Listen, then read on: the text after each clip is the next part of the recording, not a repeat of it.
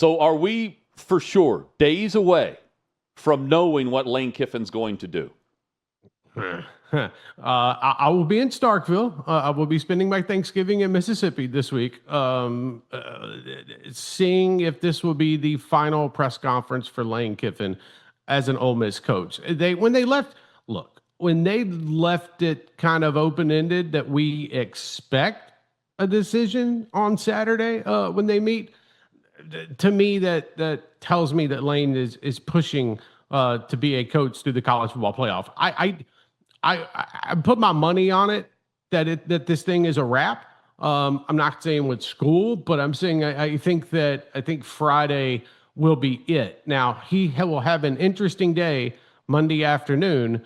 We're live right now, and here in about 2 hours, he's going to take questions regarding this whole situation in Oxford, and they're not going to be talking about the Egg Bowl, which they should be, or the players.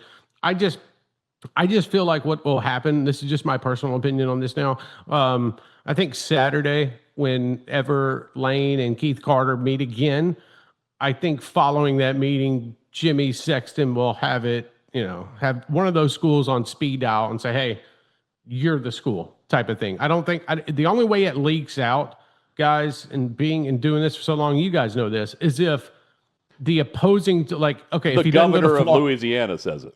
Right. If he doesn't go to Florida, Florida's side puts it out. If he doesn't go to LSU, LSU side puts it out, or somebody from Ole Miss. He should do the hat thing like he's choosing school. I mean, Trey, right. And then what if he ends up with the Giants, by the way? By the way, with Lane Kiffin, I mean, what are the odds he appears on College Game Day Saturday morning and picks there and makes this a LeBron James type decision? That would not surprise me. We know Jimmy Sexton's relationship with Nick Saban. That is on that show. Yes. And we know that Jimmy, look at what James Franklin did and appearing on that show with the Jimmy Sexton connection also. Am I completely crazy to think that's a possibility? Well, but see, you're not, Trey. James Franklin wouldn't do that if his team was going to the college football playoff. Well, he wouldn't go on game day to do that the way he did. I don't think many coaches at all would ever even consider doing that. But would Lane Kiffin? Yes. I think there is a slight chance that Saturday morning, Lane Kiffin gets on a plane for Ann Arbor, Michigan, and goes on College Game Day. I could see it. And here's the thing too. If he does it or they announce it, to me, that would be something where they've figured out a way for him to coach Ole Miss. I don't think you show disrespect like that. This thing is already bad for Lane. I don't think you would disrespect and say, hey, I'm going to LSU or Florida on this show. Now, we all know what the topic of conversation is going to be on that show, besides Michigan, Ohio State, and the other games. But this is where it gets really tricky, guys. Are the players cool with him? Behind the scenes, I've heard there have been some confrontations that have happened at practice late last week before they had off. Before they had Saturday off, they had to come back to the facility on Sunday. No, there's a number of players that are really tired of the shenanigans because the conversation to be around Ole Miss and the college football playoff, not the head coach. And I've heard that it's gotten a little rambunctious. Probably maybe is the best way to put that. In a number of players questioning the head coach of the situation. I think you will probably hear a question or two today from a press conference with Lane Kiffin about that. Hey, if you like this channel, become a season ticket holder for Hot Mic by clicking the subscribe button below and join our conversation in the comments section. Agree or disagree, we'll join. What happens if they lose to Mississippi State? Oh, it's a hell in a handbasket. They don't make the college football playoff, and Lane Kiffin will now be remembered for tanking the Ole Miss season because of distractions, just as he did in 2022, technically, with that team when they lost 5 out of their final 6 games. I mean, it's not out of the question, right, Trey? They're not playing Eastern Illinois. They're a touchdown favorite. They're on the road. This is a game where wild things have happened in the past. Jeff Lebby and Mississippi State, they got a good offense. They could score with Ole And the Miss. players and the coaches, they're distracted. Guys, How do we view Lane Kiffin, though, if they go on to lose this game?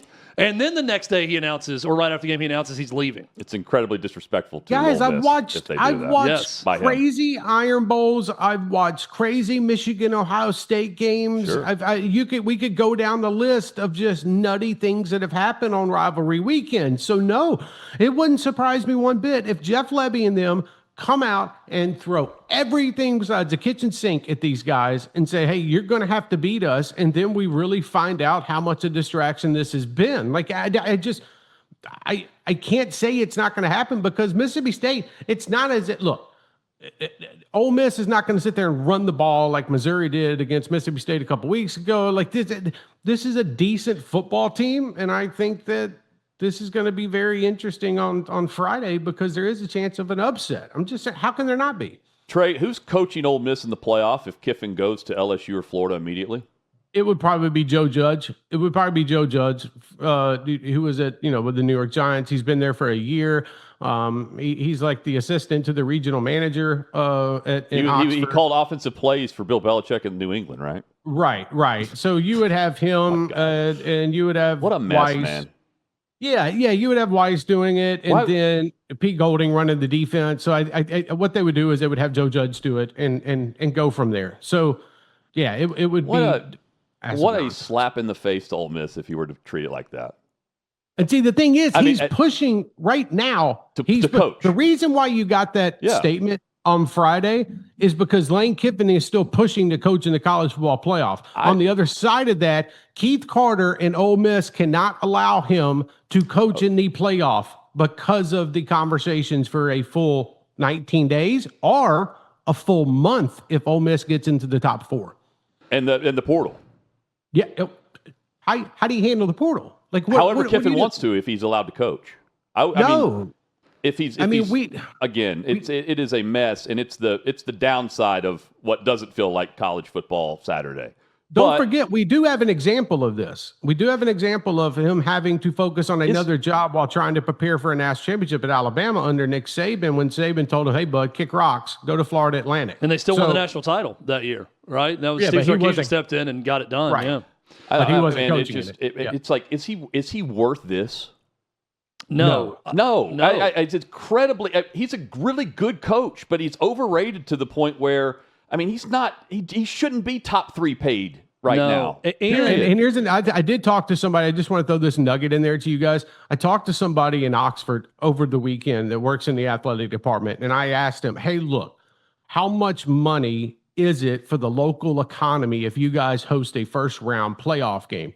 That number I was given, around $60 to $70 million.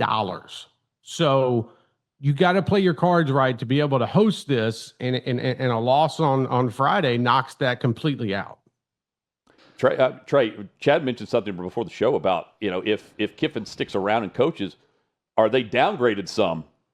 Just based on the fact that the coach is leaving and that there's craziness. Like, you know what I mean? Like, we talk style points. Yeah. We've seen this in college hoops before. Well, and Chris Lowe said it's a criteria. Now, if he's not there, was what he pointed out, that they will dock them spots like if Florida you State lose your head coach. Losing their it's like quarterback. Jordan Travis, Florida State. I do think that even if that were the case, I don't think the CFP committee is dumb enough to take them out of hosting a playoff game, not sending them on the road, even if that were the case.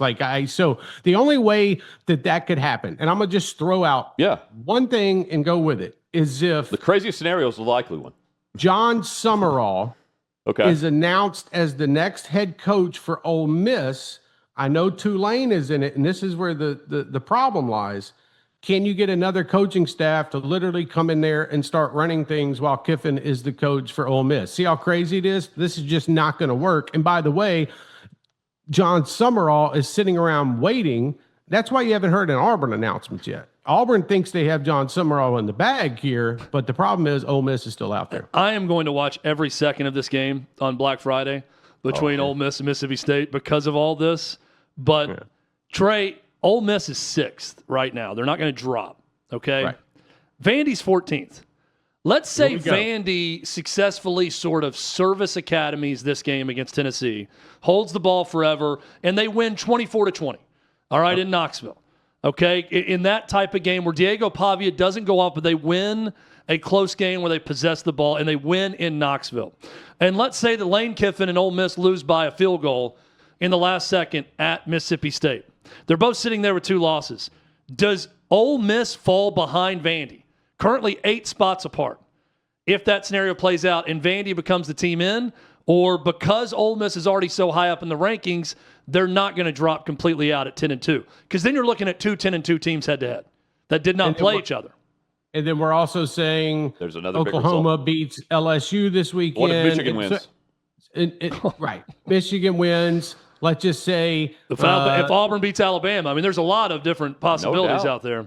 So let's just say everything like just plays out. Okay, and we get to championship weekend. A little bit of chaos maybe happens in the Big 12 championship.